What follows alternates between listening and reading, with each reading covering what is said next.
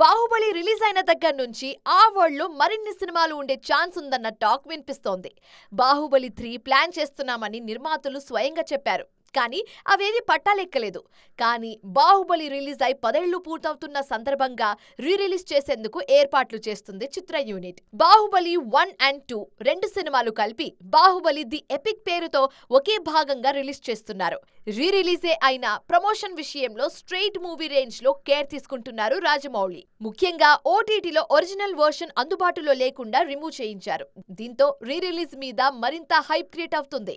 ఈ అక్టోబర్ ను బాహుబలి మంత్ గా ప్రకటించిన యూనిట్ అభిమానులను మాహిష్మతి వారియర్స్ గా చెబుతూ మర్చంటైజ్ ను గెలుచుకునే అవకాశం కూడా కల్పిస్తోంది. బాహుబలి మెమోరీస్ ను గుర్తు చేసుకుంటూ యూనిట్ పెట్టే కాంపిటీషన్స్ లో పాల్గొంటూ అభిమానులు ఈ గిఫ్ట్స్ గెలుచుకోవచ్చు. ప్రెజెంట్ రీమాస్టర్ వర్క్స్ తో బిజీగా ఉన్న జక్కన్న త్వరలో ప్రమోషన్స్ మరింత పీక్స్ కు తీసుకువెళ్లే ప్లాన్ లో ఉన్నారు.